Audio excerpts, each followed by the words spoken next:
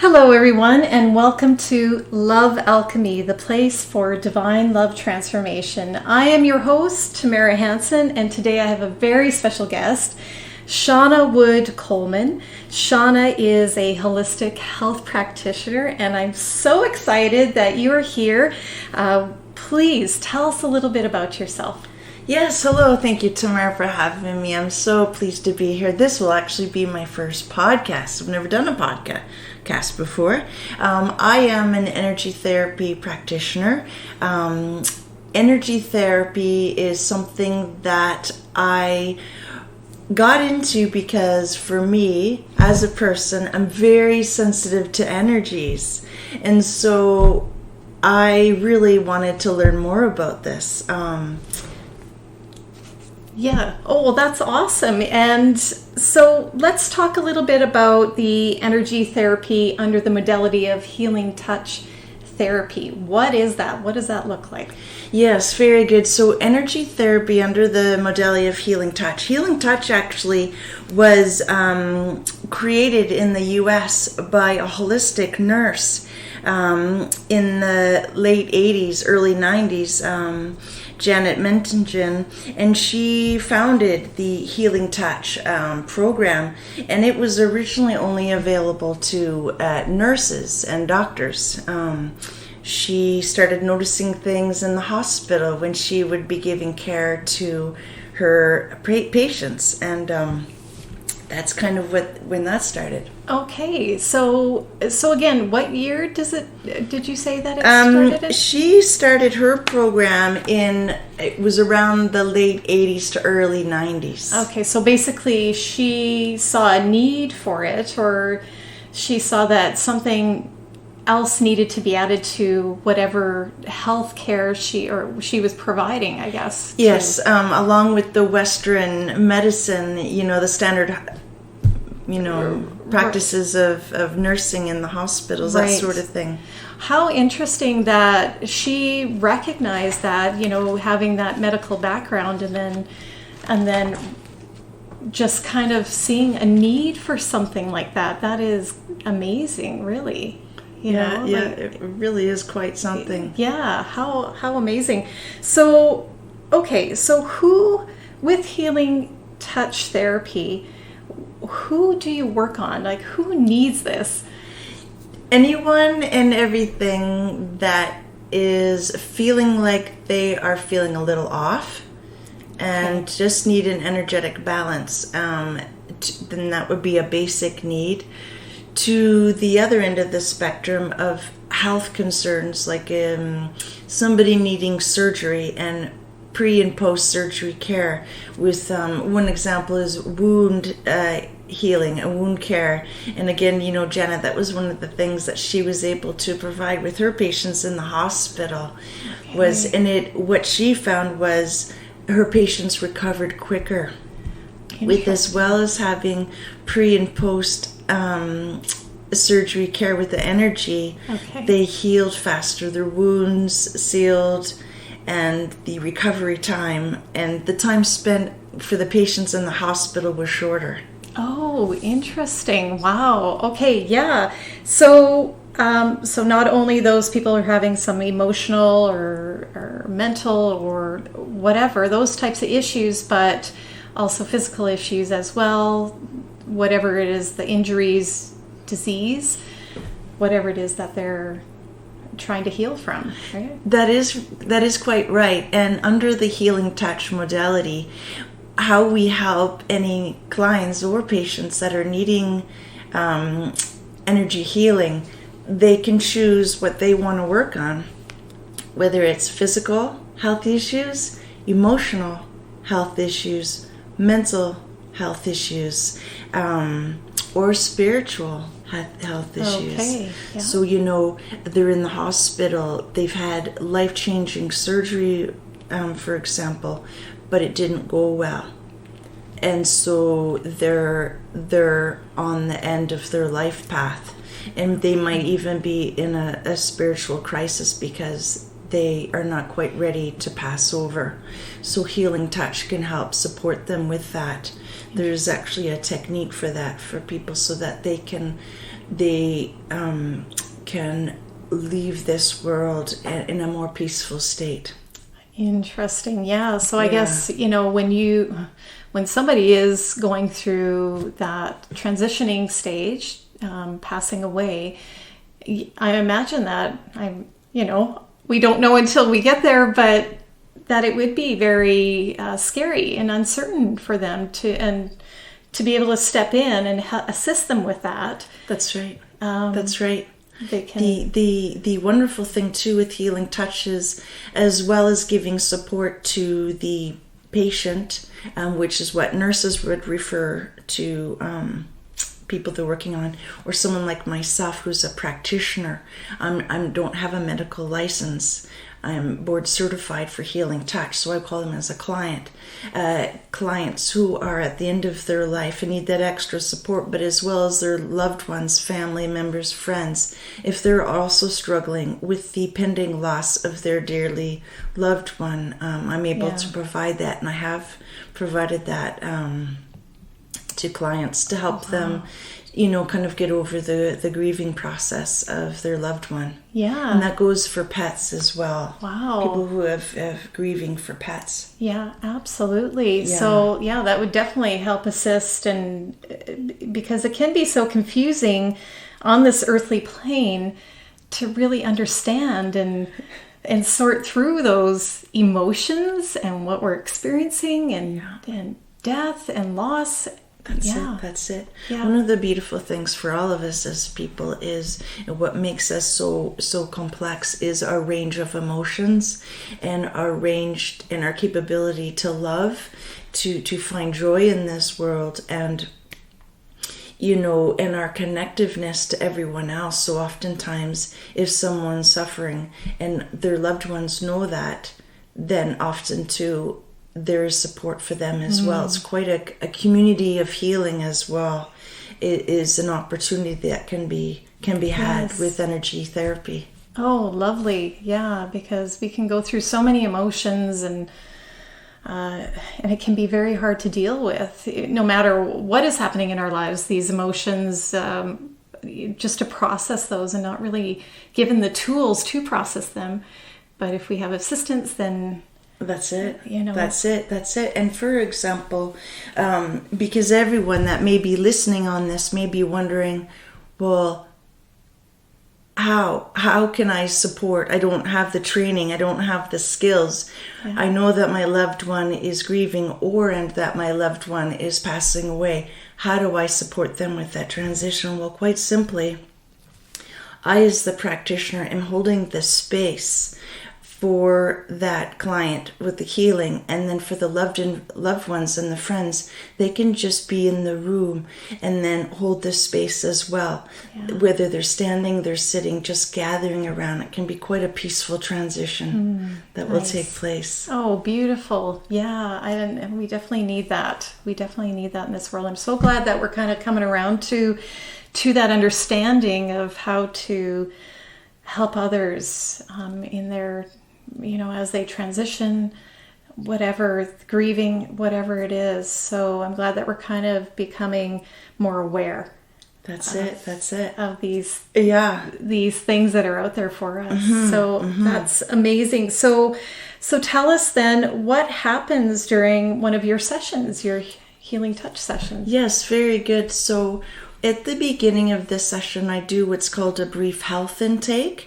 I may ask some basic questions about health history, maybe some past surgeries, any diagnoses that you may have, whether it's physical, emotional, mental diagnosis, and kind of the year and that sort of thing. And then what I do is I have the client, if at this point they would still like to continue with their energy therapy healing, I have them sign a consent form. And then I have them get comfortable. They can be sitting or they can lie down. And I do what's called an energy assessment. I use a pendulum, and then I use my hands. And what I do is an energy assessment of both their chakras and the energy field around their body. Okay, great. Thank you. And so you do in-person healing. Yes. But you also do distance healing. That's so right. people That's right. around the world can benefit from what you do. So let's dive into distance healing, because Yes. I'm sure a lot of people don't know about it or aren't aware of what happens. And I've had a distance healing session with Shawna, and I wasn't sure how distance healing would work. I had my own doubts for sure, but it went beautifully, and I was actually quite amazed. So why don't you tell us what that looks like? Yes, very good. Very good. Thank you, Tamara. Yeah. So with distant healing, you as the client, when you allow and you give me permission to be in a healing setting with you, you are actually activating your energy fields to open and invite me and my energy fields into your space. And there's a little bit of quantum physics involved with that, but I don't want you to think too much about that. I have training with that. I had to actually read a very thick book about quantum physics so that I, as a practitioner, could understand the science behind it and how it all works, and that's something. It's really quite something. So, and then the connection at the time that the healing starts, after the assessment, the connection, the energetic connection from me, the practitioner, to the client usually can take anywhere from 10 seconds to 30 seconds. And it doesn't matter if you're in the same city as me or if you're in the other side of the world. I have had distant healing with someone who's actually so far away. For them, they were in the next day of the calendar year, someone that was actually in Australia. So, it's really quite something. Yeah. Yeah, and it doesn't diminish the effectiveness of the healing. Yeah. Yeah. And,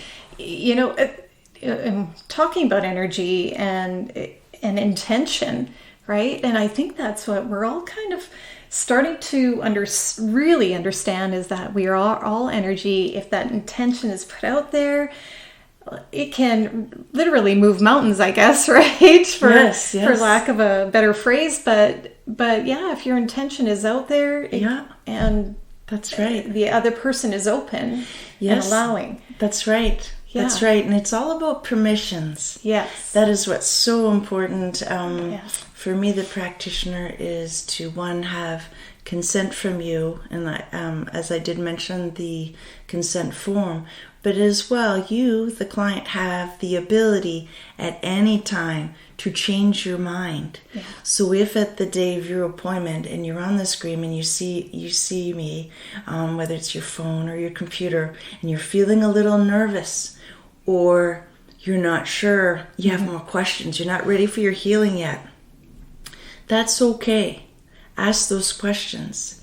Because for me, I will not proceed with your healing without first you giving your permission. Yeah. Because when you give your permission verbally, but it's also from the heart, then I will be able to efficiently and energetically connect to you for your healing, for the highest good of your healing. Yeah. But if you're not quite ready, your connection to me won't happen. Yeah. Because you are in charge of your energy fields, and you just won't let me in. Yeah.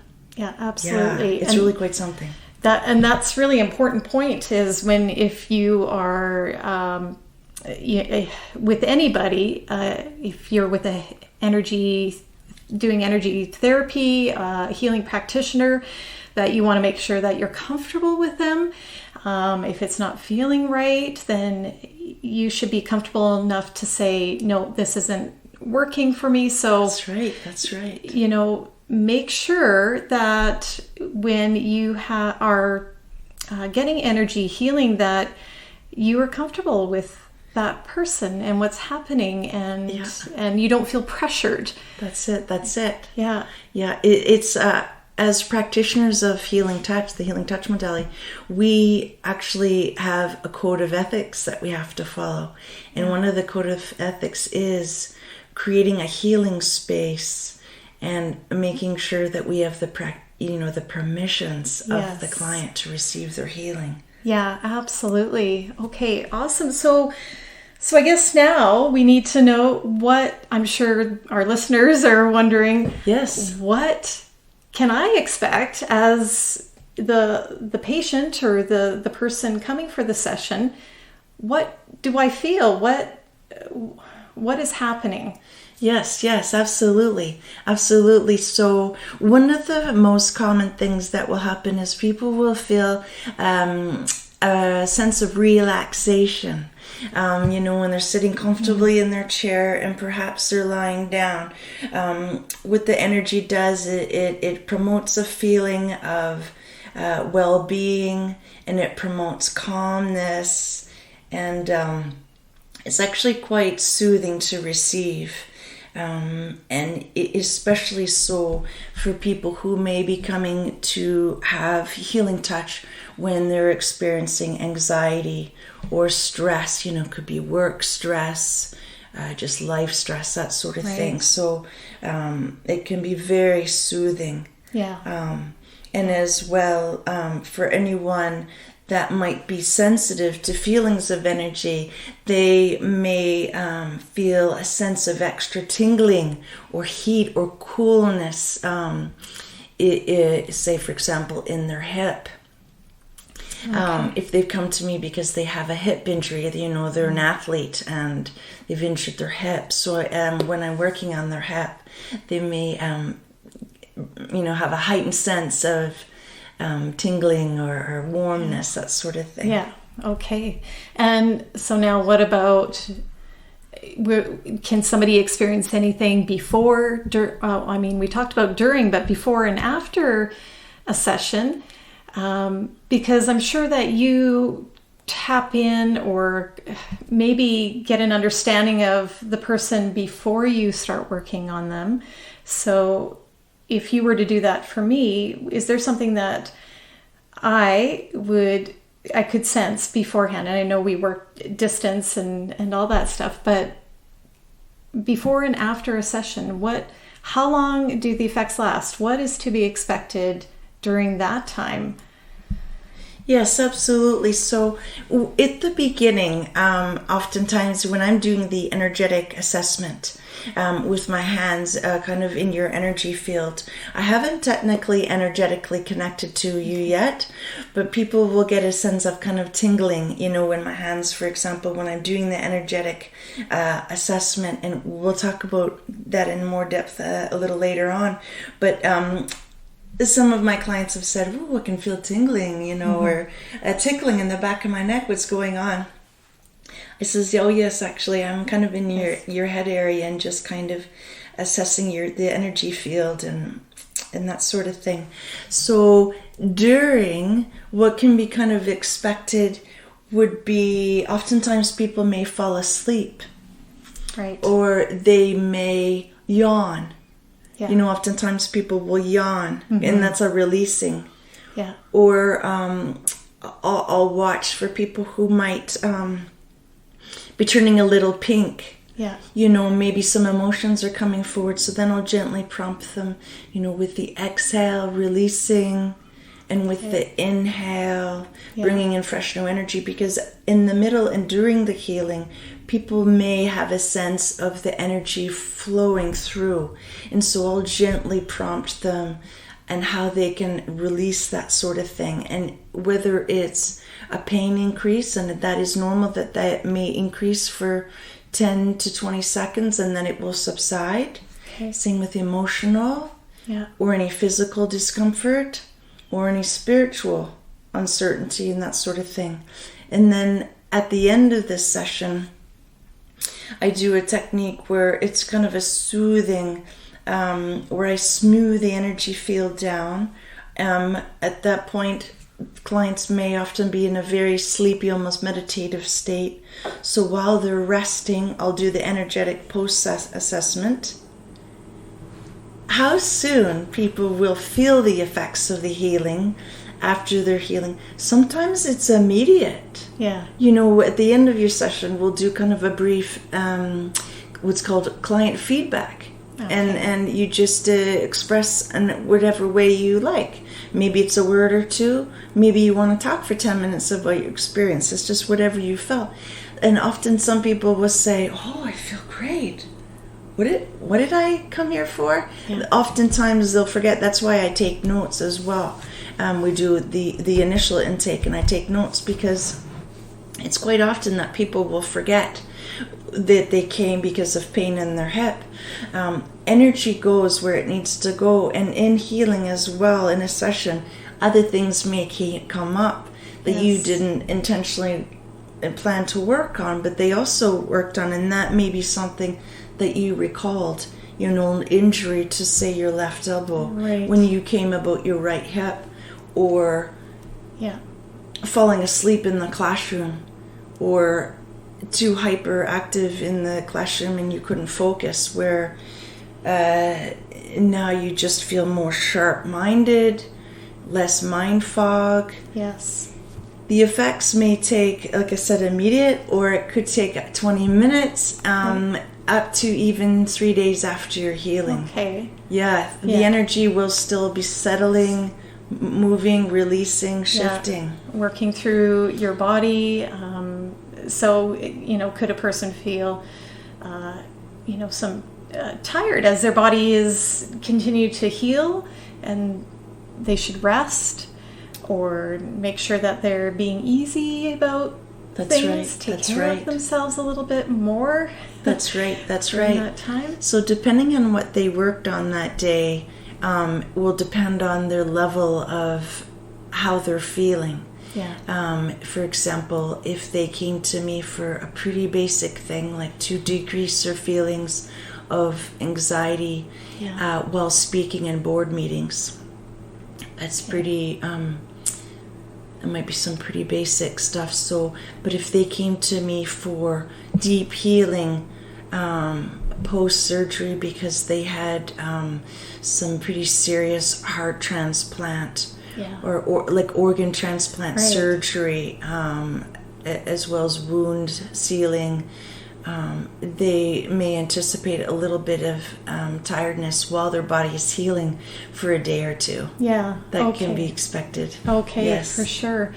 Okay, so the next thing that we're going to talk about, so what I want to dive into is, how does healing touch differ from other energy healing? And I know you can't speak on the other healing energy therapies, but myself as a Reiki master, I had to be attuned. It was almost like an initiation process. There's different levels, and also we do certain symbols before every session, and there's kind of a methodical way of doing things. So I want to know, from just by telling you that, of what I kind of do, how is that different, or how is it similar? Yes, very good, and great question, actually. Mm-hmm. In healing touch, there are different levels as well. Level 1 is kind of the initial first class, and then all the way through to level 5.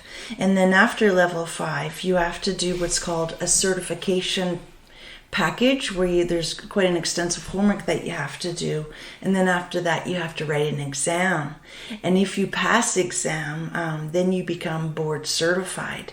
And the length of that, to anyone listening and thinking, "Whoa, I'd like to take a healing touch class," it can take up to 4 or 5 years to complete all the training involved, to become a board certified healing touch. It's not a weekend training, right?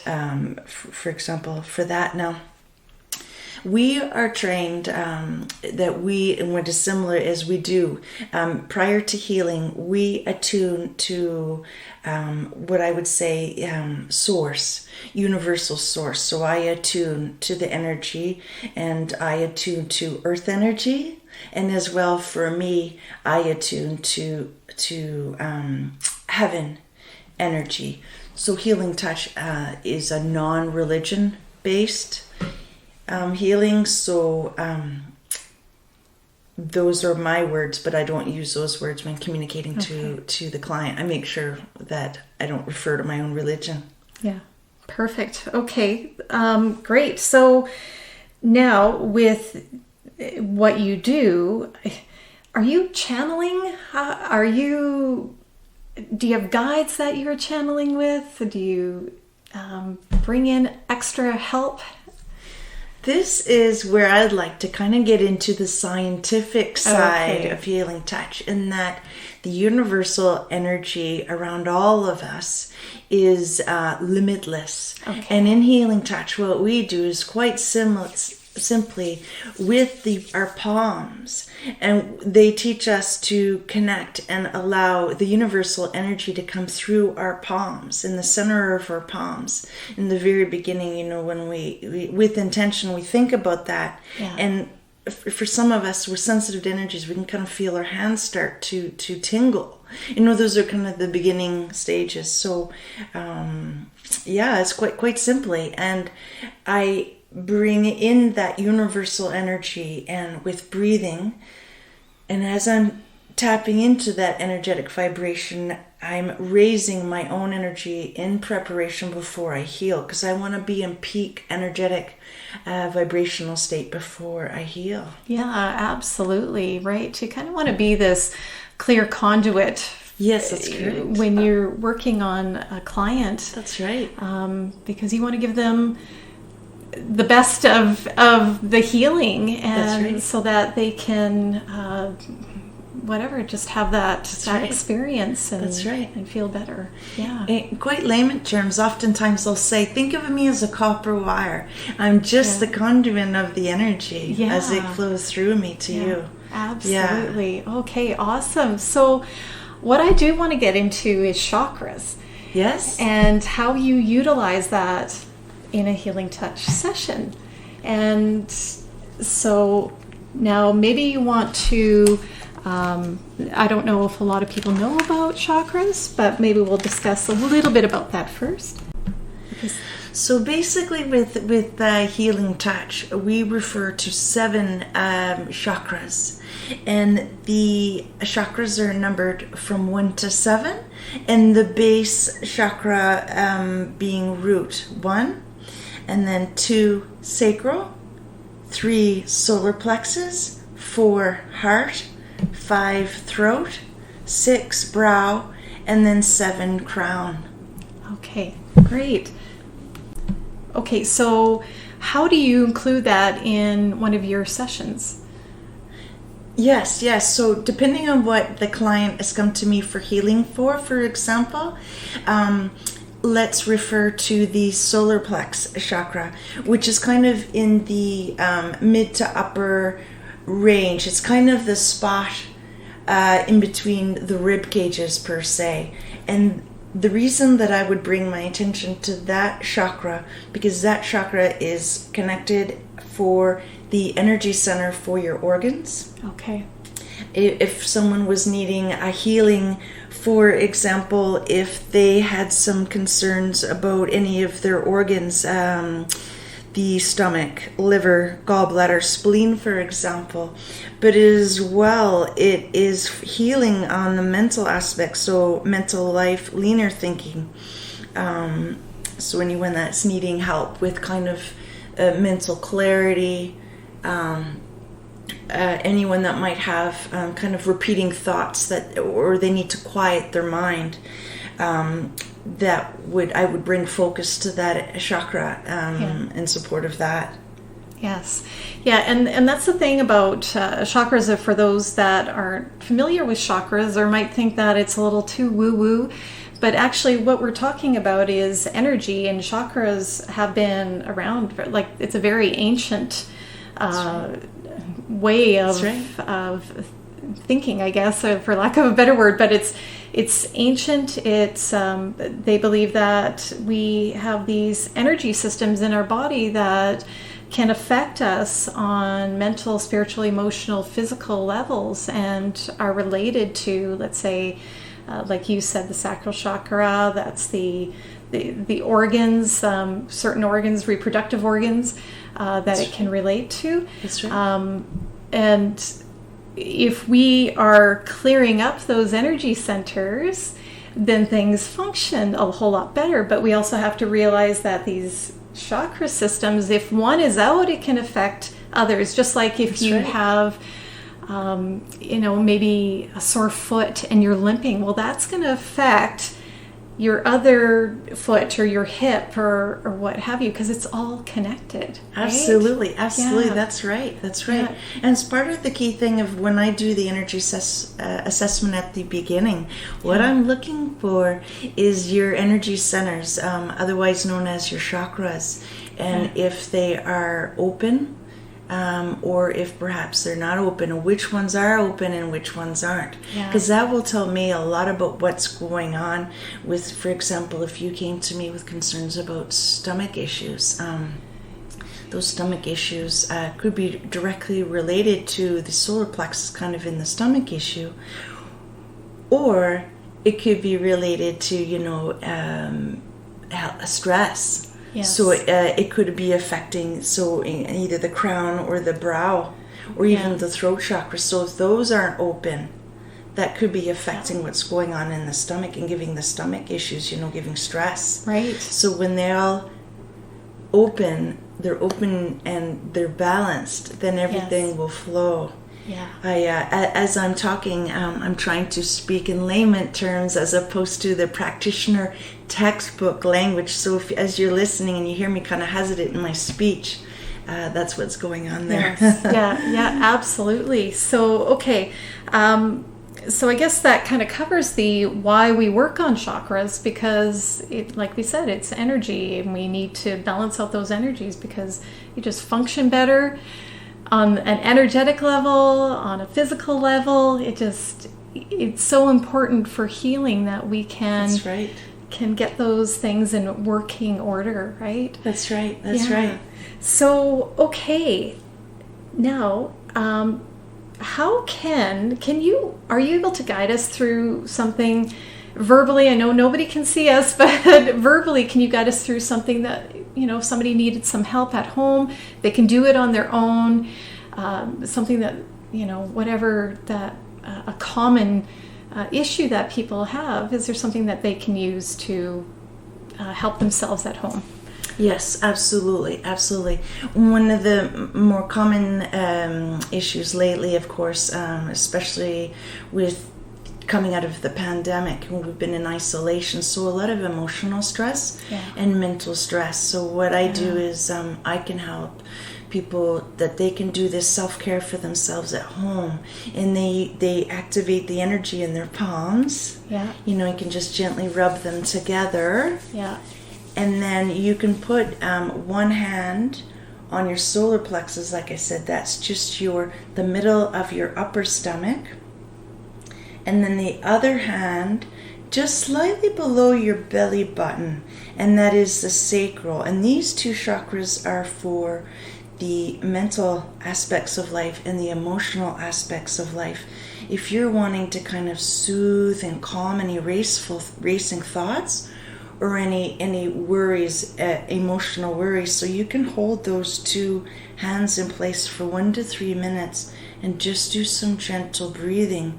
And with the exhale, letting go of any worries and concerns. And with the inhale, increasing your feelings of well-being, calm, mental clarity, emotional strength, and feelings of being in serene, peaceful state. No matter what tomorrow may bring, you'll just be in a better spot for yourself for any emotional or mental concerns. Yeah, beautiful. I could feel that. That was very relaxing and wonderful. Yeah, if you can have that or take that moment for yourself, because we tend to be in our heads a lot. Yes, that's right. A lot going on. You're overthinking things. So this can help just settle things down and quiet your mind and kind of reset you. Hey? And we're all busy. So honestly, 1 to 3 minutes. Yeah. If you only have a minute, you literally can do this for a minute to give yourself a little bit of relief. Yeah. And then if you find later in the day, okay, I need this again, take another minute. Yeah, absolutely. And you can do it subtly. You can do it anywhere. You just breathe. We have to breathe anyway. Yeah. So just with the exhale, release. With the inhale, bringing in fresh new energy. Just kind of keep it basic. Use whatever words are comforting for you. Yeah, absolutely. And I think we tend to hold our breath, right? We shallow breathers. And yes, that's right. so if we can be more mindful about our breath, about what we're doing, yeah, that's right. Just a whole lot better we'll be able to handle our day a lot better, sleep better. That's right. Yeah, and just kind of release that tension. Yeah, absolutely. Oh, that's amazing. So as we begin to wrap up, I just want to say or see if you have anything, Shawna, that you want to add to this or that maybe we didn't touch on that's really important. Is there anything that you want to add? Do you know what? Energy therapy healing can be for everyone. And it can be affordable. And you know, it is something that you can do for yourself because in a sense, all healing is self-healing. And if you want to learn more about how to do it, then I'm your girl. Because if you don't necessarily want a healing session with me, that if you're someone who wants to do it for themselves, well, I encourage you and I can help you with that. Absolutely. Yeah. You just have to tell me what it is you want to work on, and I can give you some basic things that you can do for yourself at home. Oh, perfect. And that kind of leads us into where can people find you? Oh my goodness, you can find me. I'm so easy to find. I'm everywhere. So if you simply Google my name, Shawna Wood Coleman, you can find me that way. I'm on multiple social media platforms, Facebook, LinkedIn, Instagram, TikTok, as well. And I'd give you my website, but I'm in the midst, actually. I'm going to be building a brand new, exciting new website, so stay tuned for that. But you can also email me at healingtouchtherapywithshawna@gmail.com.